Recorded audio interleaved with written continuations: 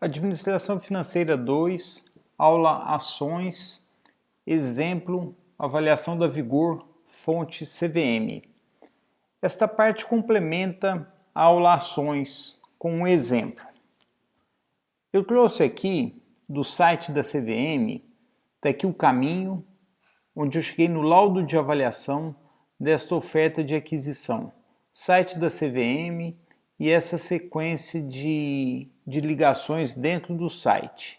E nós temos um laudo de avaliação que ilustra muito das duas disciplinas Administração Financeira 1 e 2. É a avaliação da ação da Vigor, então tem aqui valor econômico das ações, vários métodos de avaliação e aqui o destaque, o método escolhido, fluxo de caixa descontado. Olha só, fluxo de caixa livre para a firma, conceito que nós falamos lá na disciplina Administração Financeira 1, taxa de desconto, custo médio ponderado de capital e taxa de crescimento, uma variável que nós demos muito destaque na primeira disciplina e vamos dar destaque também nesta disciplina. Aqui a mesma coisa, o método escolhido, fluxo de caixa descontado. E aí nós temos aqui a descrição do método, fluxo baseado no fluxo de caixa, cálculo baseado no fluxo de caixa livre para a firma, descontado. E aqui algumas considerações. Aqui descrição da empresa, alguns números financeiros da empresa, aqui o balanço patrimonial e aqui outros pontos que eu destaco. Vejam só. Método do fluxo de caixa descontado. Projeção dos fluxos de caixa desalavancados. Nós vimos esse conceito em Administração Financeira 1, nós fizemos exercícios e este conceito está gravado em aula lá da primeira disciplina. E aqui, fluxo de caixa descontado pelo custo médio ponderado de capital. Trabalhamos também bastante custo médio ponderado de capital e estamos trabalhando nessa disciplina. Aqui, a base, as principais premissas. Eu dou muito destaque para vocês para uma boa análise de uma empresa, de um projeto de investimento, da avaliação de uma empresa, você parte do contexto econômico, de variáveis macroeconômicas, tem que entender o setor que a empresa está e depois você tem que entender a empresa. Se você não entender bem nessas 3 camadas, você não faz uma boa avaliação. E aqui eu ilustro alguns desses pontos. Vejam só. Primeiro, as variáveis macroeconômicas. Olha, cenários macroeconômicos baseados no Focus, que é um relatório excelente do Banco Central, e aqui também numa unidade da The Economist, essa revista. Então, vejo aqui a base para o quê? Para variáveis macroeconômicas. E eu chamo a atenção aqui também de vocês, cenários macroeconômicos. Vejam que lá na disciplina de análise de projetos de investimentos, nós tínhamos lá análise de cenários, e são cenários, tem o cenário base, cenários alternativos que permitem você ter ideia a partir de diferentes cenários.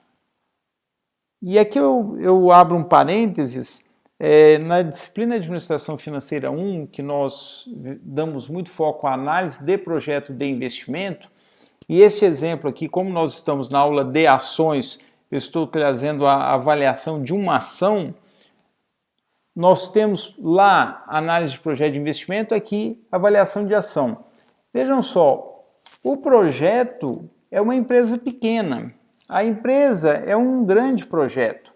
Os conceitos de avaliação, o que se usa para formar a avaliação de um projeto de investimento e o que se usa para avaliar a ação de uma empresa, a base é a mesma, a fonte de informação é a mesma, o método é o mesmo, que aqui já mostrei nas transparências anteriores. O método que damos destaque é o quê? É o fluxo de caixa descontado. Aqui nós temos considerações sobre o crescimento dos fluxos, uma variável muito importante que eu tenho destacado e vou destacar mais ainda. E aqui nós temos os investimentos. Olha só, investimento em expansão, investimento em manutenção, em linha com a depreciação dos ativos. Lá em análise de investimentos, nós destacamos o seguinte: algumas premissas quando a depreciação era reinvestida. Reinvestida para quê? Para manutenção do capital produtivo. E aqui vocês têm isso claramente. Aqui sobre o capital de giro, vejam só, contas a receber, estoques e contas a pagar. Se vocês pegarem isso aqui, vocês vão voltar lá na nossa aula de análise de capital de giro, de investimento em capital de giro, e vocês vão ver que isso aqui é o quê? É a aplicação do conceito da NIG, necessidade de investimento em giro. Aqui nós temos o endividamento, o custo do capital de terceiros. Vejam aqui o CDI, que eu também dou bastante destaque para vocês durante as aulas. E aqui nós temos, destacando também, o valor terminal. Voltem também quando estávamos montando os fluxos de caixa do projeto, que nós tínhamos um valor final. Nós tínhamos, por exemplo, lá, nós tínhamos vários exemplos que nós fazíamos uma projeção de 5 anos.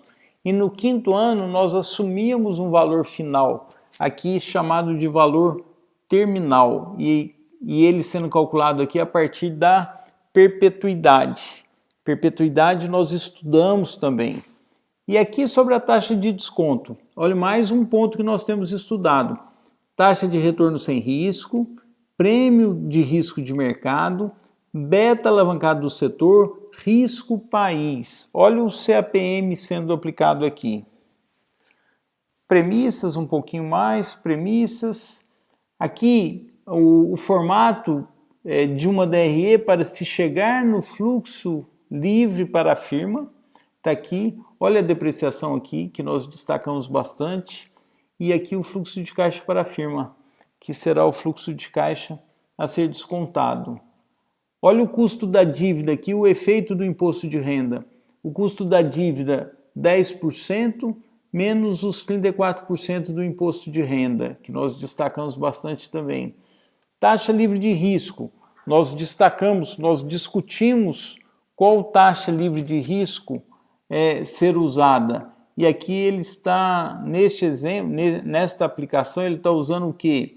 O título do Tesouro dos Estados Unidos, referência 10 anos. Aqui, olha o beta aqui, beta alavancado a partir do beta desalavancado do setor. Vimos isso também e vamos ver novamente nesta disciplina. Aqui um resumo, né? As premissas que permitem calcular o fluxo de caixa desalavancado, novamente o conceito de fluxo de caixa desalavancado, e o cálculo do custo médio ponderado de capital. O custo da dívida, vocês viram em transparência anterior, o custo da dívida tem como base o custo de captação da empresa, que é o CDI mais alguma coisa, que estará aqui, menos a alíquota do imposto de renda, no Brasil, imposto de renda e contribuição social, e aqui o custo do capital próprio com base no CAPM. O CAPM puro aqui, mais um prêmio pelo risco país, que é a metodologia adotada neste caso específico.